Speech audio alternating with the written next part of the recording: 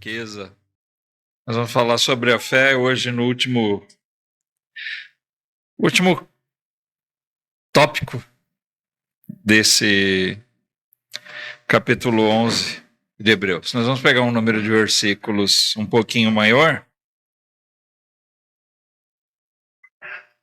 Mas antes, irmãos, eu gostaria de chamar a atenção, muito apropriado o hino que nós cantamos. Agora, esse hino 478 do cantor cristão, chamado Peregrino. Peregrino é aquele que anda por uma terra estranha, né? Uma terra que não lhe pertence. Nós vimos que os casos de Abraão, os patriarcas, a fé daqueles homens foi mostrada justamente nesse aspecto, de eles serem peregrinos, conscientemente peregrinos, andando aqui na terra sem a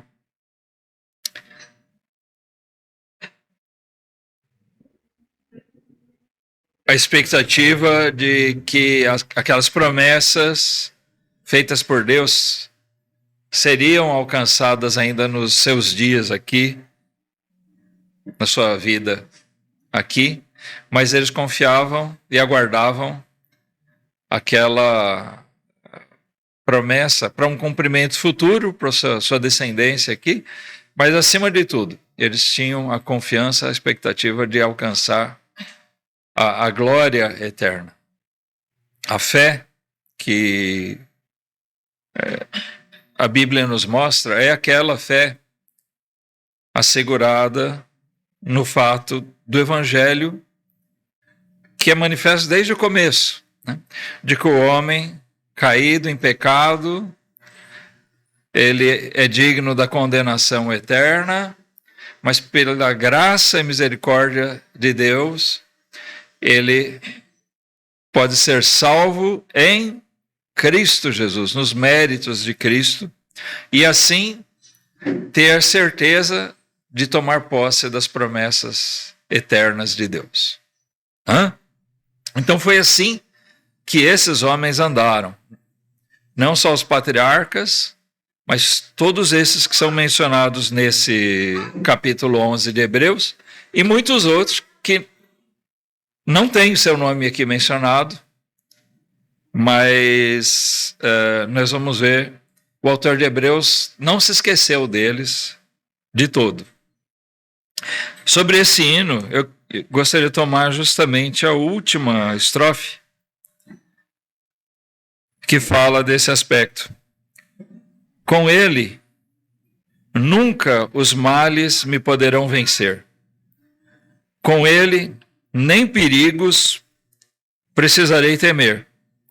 E mesmo quando a noite eu enfrentar no fim, além da morte, a glória encontrarei, enfim. Então aqui o autor expressa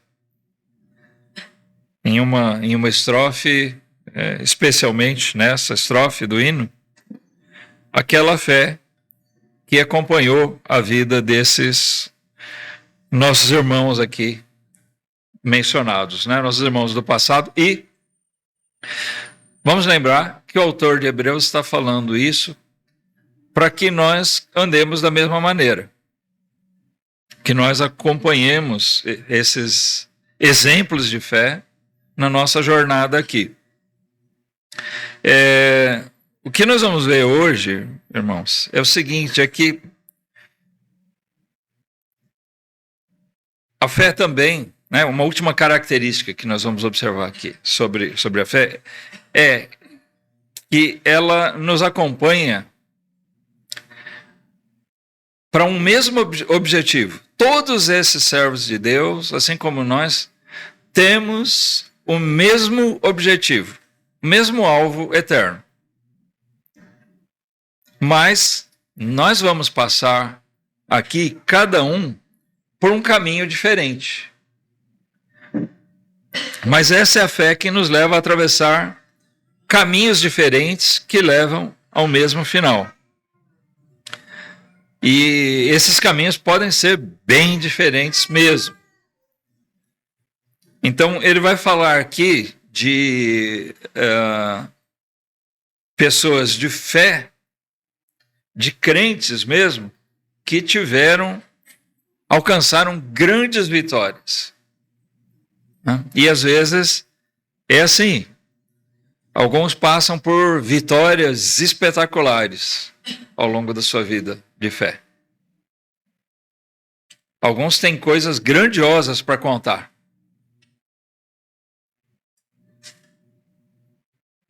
Pela fé, eu alcancei isso ou aquilo. Tivemos vitórias em batalhas muito difíceis.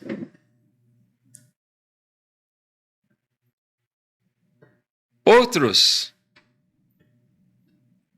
talvez não tenham, assim, grandes desafios, como alguns desses. Talvez não tenham aquelas grandes vitórias para contar. Mas atravessam essa vida aqui sustentados por Deus na sua fé. Aí nós vamos para o outro extremo. Nós vemos que outros atravessam um caminho de fé aqui, um caminho cheio de tragédias e sofrimentos.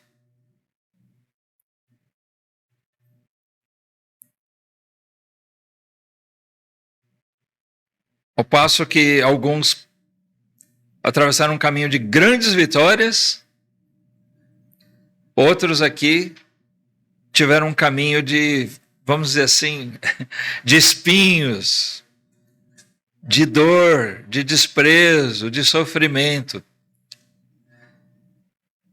Mas é a mesma fé que conduz nesses caminhos diferentes. Entende? E essa mesma fé é que leva para o mesmo resultado final, para o mesmo destino. O que é mais comum, vamos dizer assim, é não ser uma vida só de vitórias, né? Uma vida em que pela fé nós atravessamos só vitórias e nem só de amargura, de sofrimento. É mais comum que a gente passe por ambas as situações. Mas aqui a palavra de Deus toma exemplos assim, e na verdade apresenta para nós esse tipo de situações, essas situações diferentes.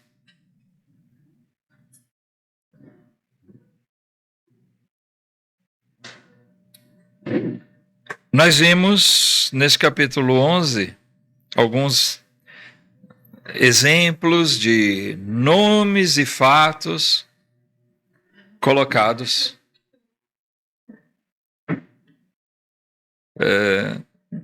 de uma forma mais ou menos detalhada. A intenção do autor aqui é só relembrar, ele não reconta a história deles, mas ele só relembra de uma maneira geral aqueles aspectos que cercaram a vida, né? De Enoque, de Noé, de Abel, de Abraão, de Moisés.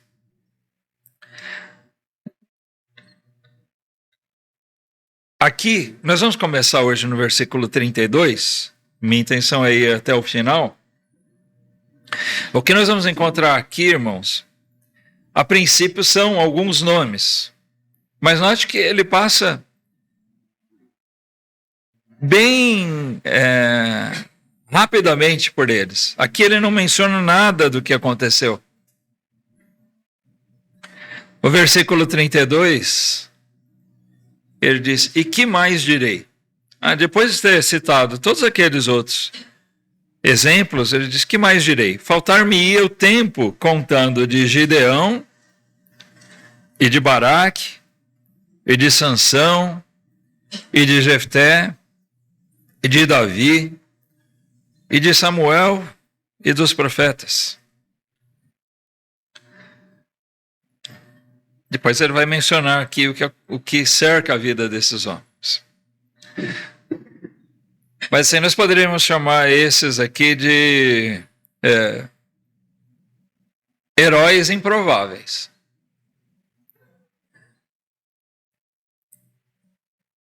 Na semana passada a gente falou sobre o fato de que a fé, ela forja heróis. E aqui, mais uma vez, nós vemos isso. Por quê? Esses homens eram improváveis, irmãos. O Gideão era um camponês. Israel, depois da morte de Josué, passou por períodos turbulentos, rapidamente, né, perdendo aquela liderança firme de Moisés e de Josué. Eles se corromperam no meio do povo e Canaã começou a se sobrepor a eles. E Deus foi levantando juízes, homens que eram colocados para julgar o povo. Não eram reis, não eram assim eleitos pelo povo, mas de alguma maneira Deus levantava essas pessoas para julgar. Eles alcançavam o respeito da nação e muitas vezes isso saía de onde ninguém poderia esperar. O Gideão, ele era um camponês, um simples homem do campo. Mas Deus chamou Gideão e falou: você vai ser o capitão. Você vai liderar o meu povo para libertar do jugo dos adversários. Eu não lembro direito aqui, acho que no caso de Gideão eram os amonitas, né? Cada ocasião aqui era um diferente, né? Os amonitas, filisteus. É até um convite, né, a nós voltarmos a estudar, ver a história desse período da história de Israel.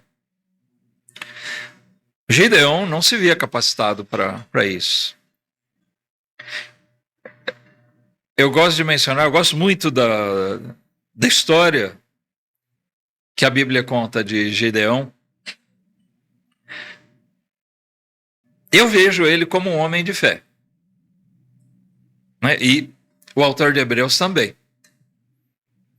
Mas eu já conversei com irmãos que reprovaram o fato de ele ter questionado o chamado de Deus e ter buscado provas, né? Tem aquela história lá do velo de lã. Olha, ele pediu sinais de Deus. Não, se é isso mesmo que o Senhor quer de mim, então eu peço que isso seja provado por algum sinal. Numa noite que o orvalho molhe a terra, mas o velo de lã fique seco. E aconteceu. Não contente com isso, ele pede numa noite seguinte para que aconteça o inverso. E aconteceu. Eu vejo isso como um bom sinal. Em várias situações na minha vida, busquei aplicar esse princípio, né, de buscar confirmação sobre certas coisas, quanto a ser ou não vontade de Deus, para a gente não se enganar. Mas o fato é que Gideão foi convencido por Deus e foi grandemente usado por ele. Ele, uma vez que teve a mostra clara de Deus, ele se firmou nisso e fez o que tinha que ser feito. mesmo não se vendo capacitado. Ele não era um general militar, mas Deus foi o mentor dele, né? O general, quem ditou as estratégias, e assim Israel alcançou grande vitória debaixo da liderança de Gideão. Mas ele era improvável. O Baraque é aquele.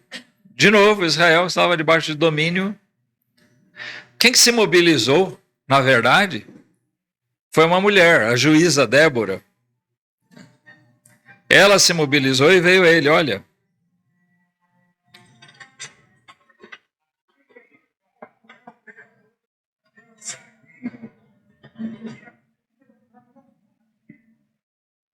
Deus quer nos dar vitória.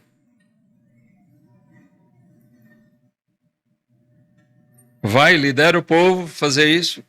O Baraque falou, olha, se você for comigo, eu vou. Mas se você não for, eu não vou.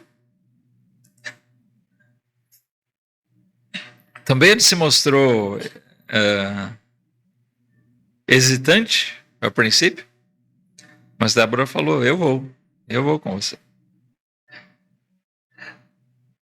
Deus deu vitória a Israel através desse homem. Ele liderou o povo também. Nós percebemos, irmãos, que a nossa fé é sempre falha, tem o fator humano. Nós vimos isso na história de Moisés, de Abraão. Eles não eram homens perfeitos. Amém? Isso é importante que a gente entenda, que a gente observe. Eles hesitaram, eles às vezes não compreenderam imediatamente ou corretamente aquilo que Deus queria. Nós estamos sujeitos a essas coisas também. Mas é importante que a gente busque o entendimento da vontade de Deus para a nossa vida, sempre. E andarmos confiados, com alegria, venha o que vier, aconteça o que acontecer, o que tiver pela frente, que a gente siga.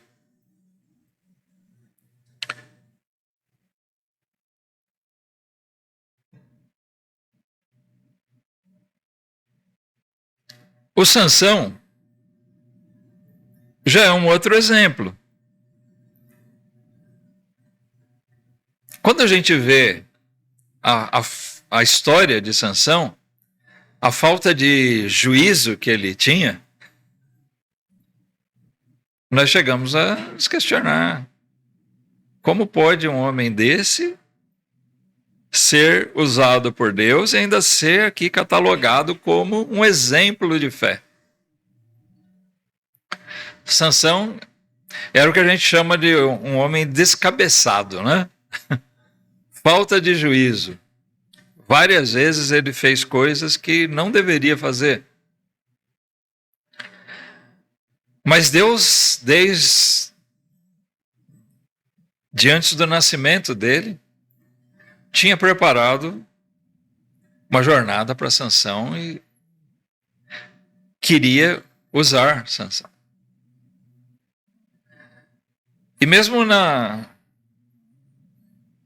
imensa fraqueza de Sansão, Deus usou para que ele alcançasse os seus objetivos, os alvos de Deus. E por fim, né, Sansão, ele se autodestruiu, vamos dizer assim, com todas as atitudes estúpidas que ele tomou. Mas no último momento nós vemos que ele demonstrou que, apesar dessas coisas, ele depositava uma fé firme nas promessas de Deus para o seu povo. E quando ele derrubou o templo lá de Dagon, ele trouxe uma grande vitória para Israel. Ele teve muitas derrotas na vida, por ele mesmo, mas alcançou uma grande uma grande vitória, que outros, como diz, naquele momento ali, no templo de Dagon, ele matou mais inimigos de Deus do que em toda a vida dele como um guerreiro que ele foi. E ele fez com que novamente o nome de Deus fosse temido ali em Canaã, respeitado. Jefté também era improvável, por outra questão. O Jefté, ele era filho de um homem, mas um filho bastardo. O Gileade, teve um caso extraconjugal, uma prostituta, e Jefté era filho dessa prostituta. E quando o Gileade se casou com a sua mulher, ou quando ele teve filhos com a sua esposa legítima, e eles cresceram, eles mandaram o Jefté embora. Você não é filho da nossa mãe, você é filho de uma prostituta e você não vai herdar conosco. E baniram ele da família. Mas, quando os inimigos se voltaram contra Israel, especialmente contra eles foram buscar Jefté, pedir para ele liderar, porque ele era um homem valoroso. E ele veio e liderou de novo a vitória de Israel contra seus adversários. Davi era um rei improvável. Quando Samuel foi mandado por Deus para ungir o futuro rei, aquele primeiro que tinha, Saul, era o orgulho no começo, era o orgulho do povo, um homem alto, uma cabeça acima de todos os outros, né?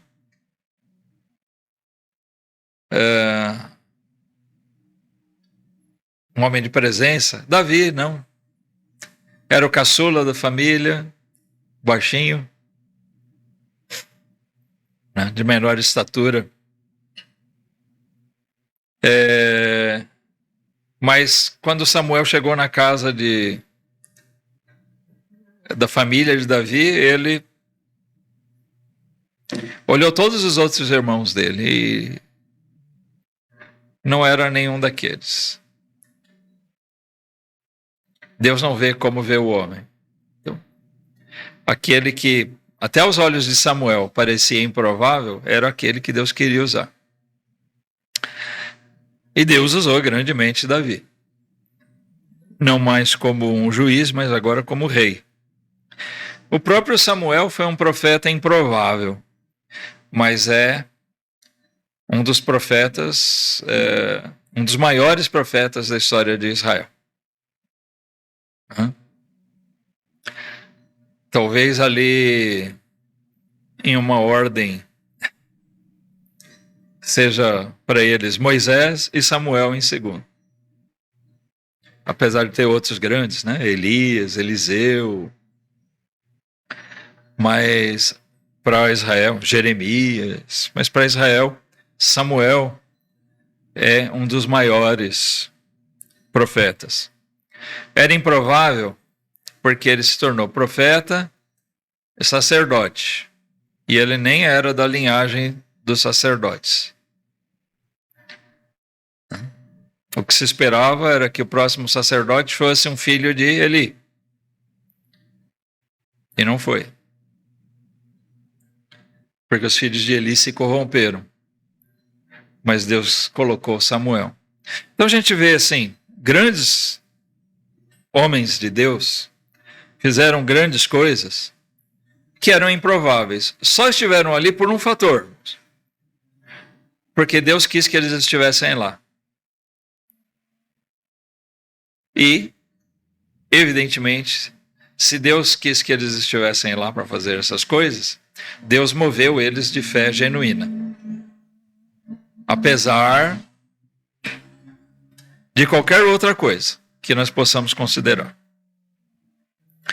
Mas o autor aqui de Hebreus segue, então, falando a respeito deles e de outros, né? Ele diz: os quais pela fé venceram reinos, praticaram a justiça, ou seja, fizeram a vontade de Deus, alcançaram promessas, fecharam as bocas dos leões, apagaram a força do fogo, escaparam do fio da espada, da fraqueza tiraram forças, na batalha se esforçaram, puseram em fuga os exércitos dos estranhos. As mulheres receberam pela ressurreição os seus mortos. Vamos parar aqui, no meio desse versículo 35. Geralmente nós terminamos, né, no final de um versículo. Mas por que nós vamos parar aqui? Porque daqui para frente a coisa vai mudar. Nós estamos falando de vitórias. Né? Ele começa falando sobre esse tipo de vitória que a fé levou a esses homens e outros que alcançassem. Quando ele fala aqui, por exemplo, de fechar a boca dos leões, isso leva a gente imediatamente a quem? Daniel, né? Mas ele nem é citado aqui.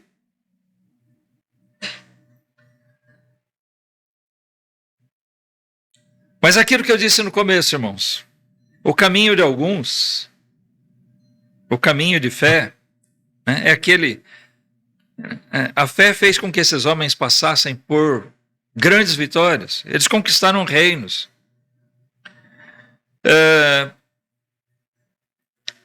Da fraqueza tiraram forças. Nós mencionamos Gideão, que era só um camponês.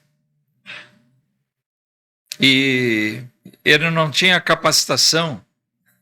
Ele era fraco em estratégia militar. Ele não foi treinado para isso. Mas ele buscou em Deus a direção para a sua vitória. Ele confiou em Deus.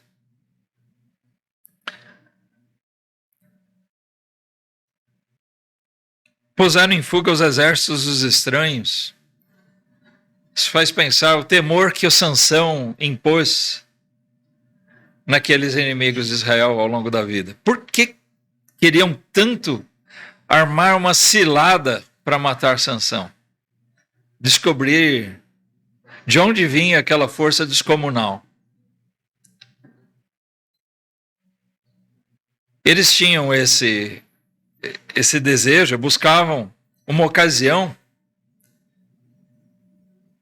porque eles sabiam que era impossível lutar contra o Sansão naturalmente.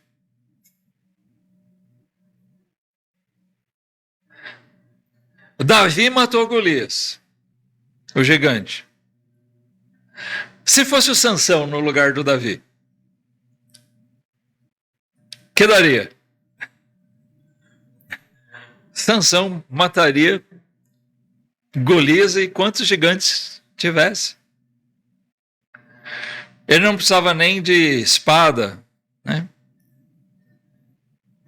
Com a queixada de um burro ele matou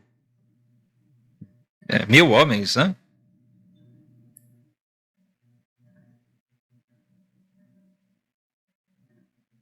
Ele despertava medo naqueles homens. Ele botou esses povos, esses exércitos para correr. E é isso que diz aqui, puseram em fuga os exércitos estranhos. E assim nós vemos uma relação de exemplos de vitórias.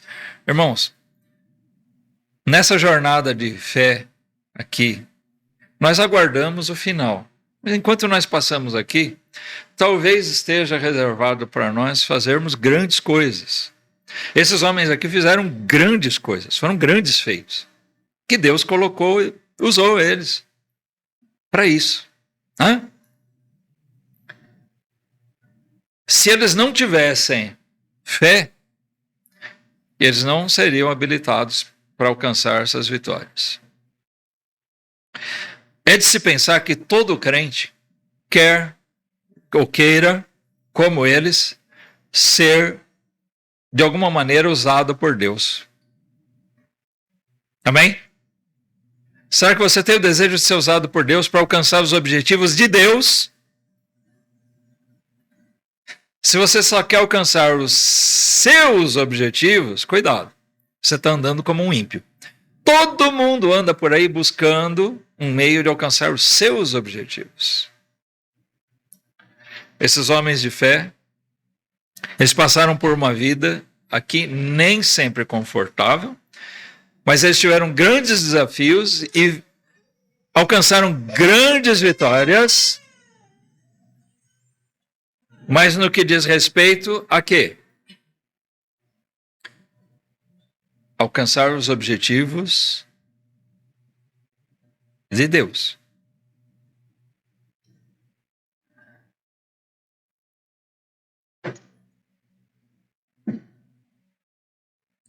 Mas eu disse que aqui, a partir do meio desse versículo 35, o autor vira a página. Por quê? Se nesses versículos anteriores ele só falou de vitórias, fecharam boca de leões, puseram exércitos para correr, apagaram a força do fogo, etc. Receberam, aqui por fim, mulheres que receberam seus mortos pela ressurreição. Deus ressuscitou ali os seus mortos. Tem exemplo aqui de filho. Olha,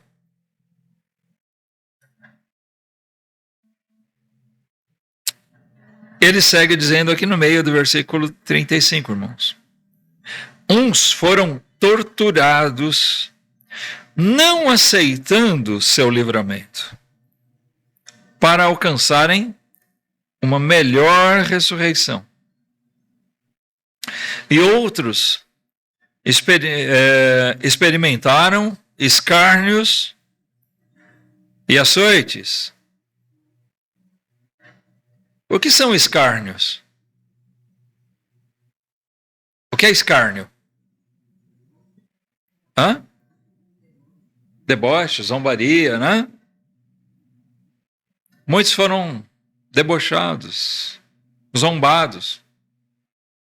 Se a gente pegar exemplos que já foram citados, por exemplo, Noé, debocharam de Noé, fazer uma embarcação daquela, apregoando que o mundo ia ser destruído. Que isso? Isso nunca aconteceu, Noé. Você está maluco. Outros enfrentaram açoites, castigos, punições e até cadeias e prisões. Foram apedrejados, serrados, cortados ao meio. Tentados, ou seja, colocados debaixo de grande prova. Mortos ao fio da espada. Andaram vestidos de peles de ovelhas e de cabras, desamparados, aflitos e maltratados.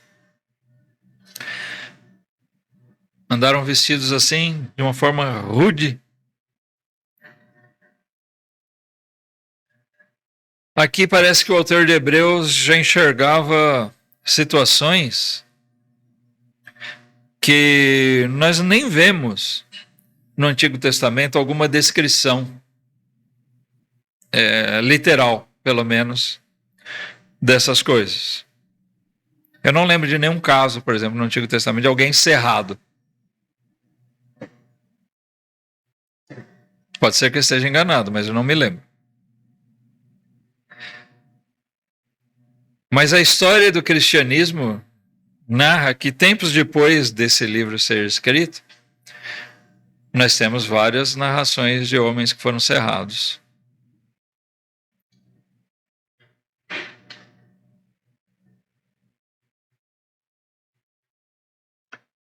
Tiveram mortes cruéis, mas eles fizeram questão de ir até o fim. Homens que foram torturados, não aceitando seu livramento para alcançarem uma melhor ressurreição, diz o versículo 35. E ao longo da história da igreja, nós vemos que gloriosamente constam relatos de homens que fizeram exatamente isso.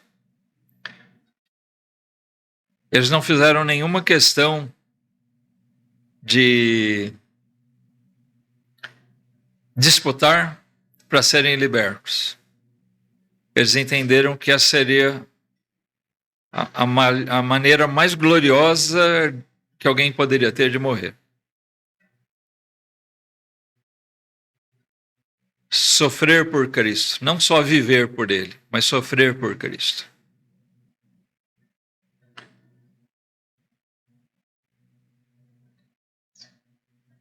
Esses atos ocorreram em meio a tragédias, irmãos. Então, o autor de Hebreus, se por um lado ele fala primeiro de grandes vitórias, olha, tem crentes aqui que passaram por grandes vitórias, eles fizeram isso e aquilo, que a gente já relatou aqui. Mas ele diz, e outros foram zombados, escarnecidos, andaram aí mal vestidos pelos desertos, vestidos com uma roupa grosseira, eles não tinham posse nenhuma. Faz a gente lembrar de João, o Batista, profeta.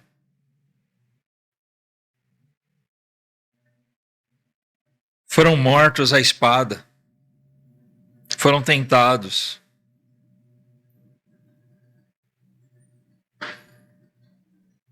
Tentados no seguinte sentido, de colocar em prova. Existe uma forma de tortura que, por exemplo, se praticou na Idade Média, buscando fazer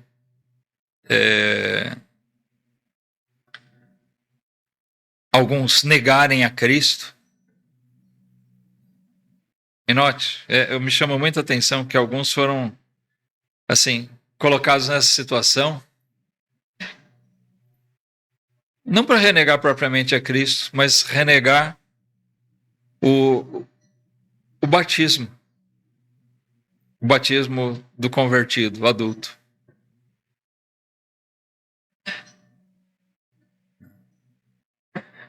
Sofrendo ameaça de morte.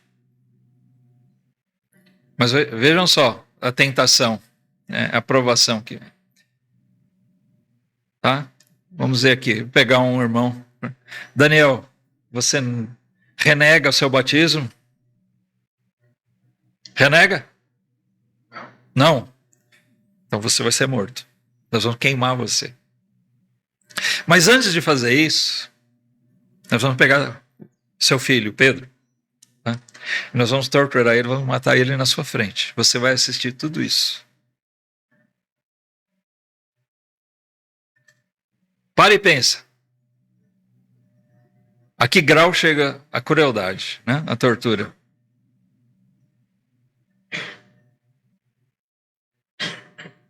Até onde você pode ir?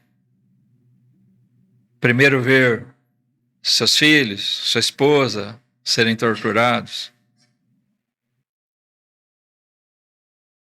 para você renegar a sua fé.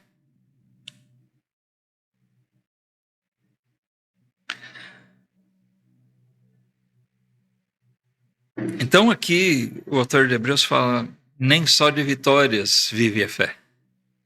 Ou vitórias naquele sentido de fazer grandes coisas. O caminho de fé que vai levar ao mesmo lugar, a glória eterna, é aquele pelo qual muitos vão passar através de sofrimentos.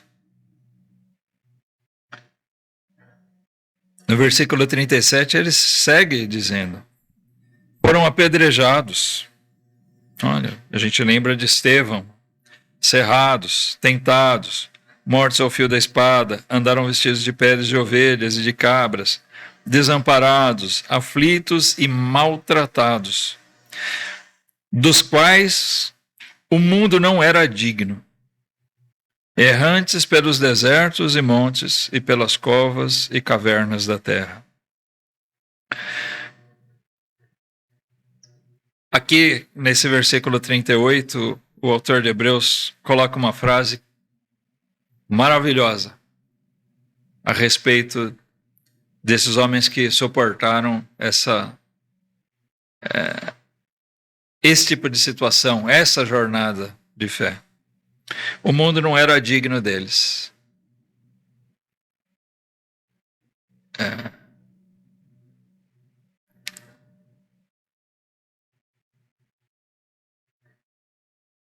Quem dera que nós vivêssemos aqui, irmãos, de verdade, como alguém que o mundo não é digno de nos ter.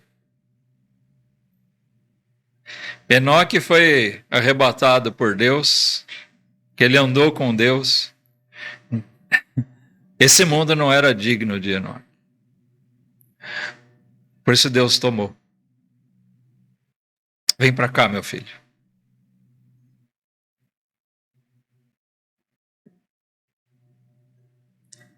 É lamentável ver que muitos crentes hoje não estão sendo dignos do Deus que professam. Vai para o contrário, né? Quando eles não deveriam ser dignos, né, desse mundo, ou o mundo não é digno dele, eles não estão sendo dignos do Deus que professam. Então nós precisamos tomar muito cuidado para não cometer essa inversão, né?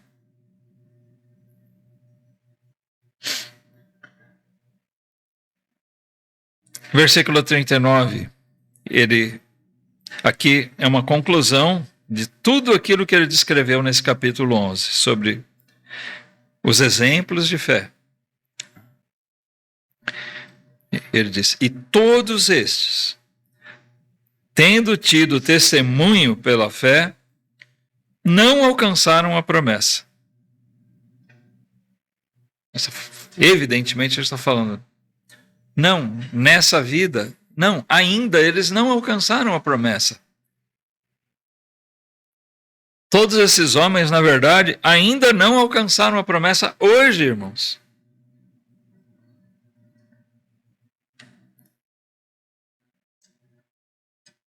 Eles estão com Deus? Ou estão dormindo? Né? Tem uma doutrina herética dos adventistas do sono da alma. Então você morre e você fica dormindo até o dia da ressurreição. Eles não conseguem entender que o sono é uma expressão, o dormir é uma expressão poética para o crente, se referindo à morte do crente. O corpo é destruído. Esse corpo em que nós habitamos hoje, ele é destruído. Você pode até encontrar, né, como tem lá em Israel, o túmulo dos patriarcas. Mas o corpo dos patriarcas, por mais que estivesse lá mesmo, ele já foi deteriorado. E lá não está Abraão, nem Isaac, nem Jacó. Eles estão com Deus. Sobre Abraão, Jesus mesmo se refere ao seio de Abraão, né? Quando ele fala dos céus.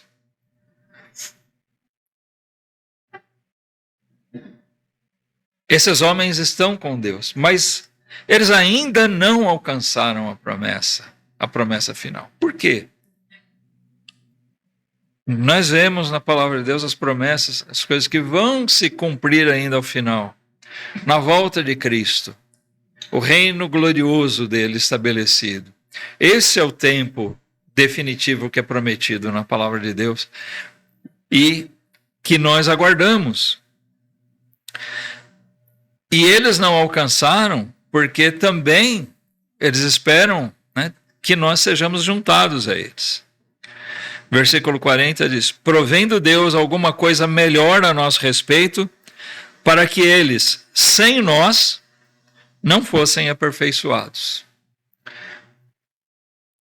Ou seja, esse não fossem aperfeiçoados não é que eles não são santos plenamente, eles estão em espírito, a alma deles está na presença de Deus, eles estão aperfeiçoados no sentido de santidade. Não há pecado lá no céu, na presença de Deus. Hã?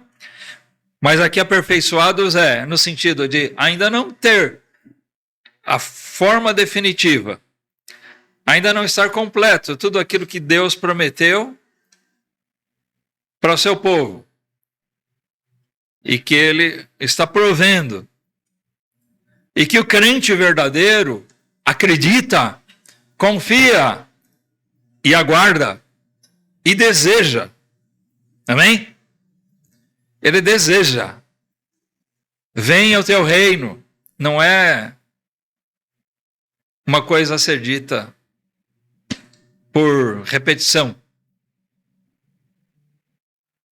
Mas tem que ser um pedido genuíno que expressa a vontade do nosso coração. Senhor, venha o teu reino. Que dia glorioso vai ser esse quando Cristo voltar a estabelecer o seu reino. Ah, mas aí nós vamos deixar de fazer isso, aquilo. Nada que a gente faça ou tenha nessa vida aqui há de se comparar com aquilo que Deus tem provido para os seus filhos, para o seu povo eterno. E mesmo para esses nossos irmãos que já partiram, Deus continua provendo alguma coisa melhor, está preparando a nosso respeito, ou seja, Ele está incluindo os seus filhos, aqueles que têm fé, Ele está incluindo nessa turma. E quando o grupo se fechar, isso vai ser concluído. Quando os eleitos todos forem reunidos, quando todos eles tiverem sido alcançados, então Deus vai conceder esse desfecho. Enquanto isso, esses nossos irmãos aguardam de uma forma maravilhosa, eles esperam a conclusão de todo o projeto de Deus. Se é que nós podemos chamar assim, de projeto, né? Mas tudo aquilo que Deus tem determinado, coisas que ainda vão se cumprir, estão se cumprindo, e então sim, eles vão ser aperfeiçoados. Ou seja, eles vão alcançar, aí sim, as promessas que até hoje eles não alcançaram, como diz o versículo 39.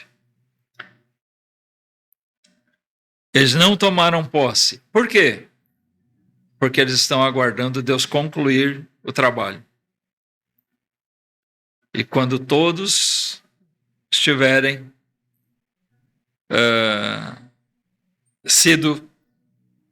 todos aqueles que estão ordenados para a vida eterna tiverem sido reunidos, então isso vai ser completado. Lembrando que na Bíblia, a palavra que é traduzida como perfeito tem o sentido de completo. Tá? Então isso facilita a gente a entender. Então, irmãos, o aspecto que eu gostaria de ressaltar nessa mensagem dessa manhã é o aspecto da fé, de que nós temos aqui jornadas diferentes. Mas é a mesma fé que move nas grandes vitórias, é a mesma fé que nos move nas grandes turbulências, nas grandes tentações e provações. Aquele que venceu exércitos não tem mais fé do que aquele que suportou toda a zombaria e o desprezo desse mundo. A glória deles é a mesma. São caminhos diferentes que Deus concedeu a cada um. E que vai nos levar igualmente para alcançarmos essa promessa final, para que nós sejamos aperfeiçoados junto com esses exemplos do passado. Eu e você não temos o nome citado na Bíblia. Né? Alguns talvez tenham porque, né, os pais repetiram. O Daniel está na Bíblia, mas não é esse. Quem é? O Felipe, o Gabriel, tem alguns nomes bíblicos aqui, né? Mas nós não somos citados na Bíblia. Mas sabem, nós vamos desfrutar junto com esses homens, junto com esses heróis, esses exemplos de fé que são citados aqui.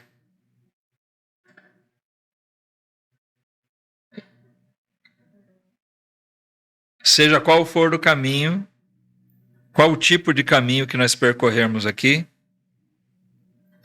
é a mesma fé que deve nos conduzir. Se temos que suportar todo o desprezo desse mundo, perseguição, tentações, que seja assim, mas que a nossa fé nos leve firmes até o fim. Amém?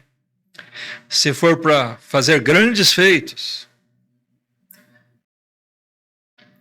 que a gente não tenha medo, que a gente confie em Deus, haja em Deus, confiados nele e glorificando a Deus sempre, porque todos os méritos são dele e do seu Filho Jesus.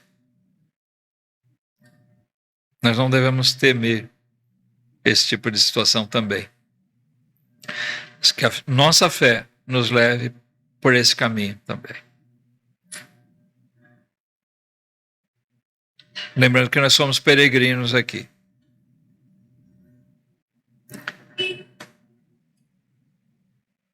E, irmãos, que a gente possa buscar essa frase que eu falei aqui, que fala muito forte. Quando ele diz de todos esses exemplos de fé, o mundo não era digno deles.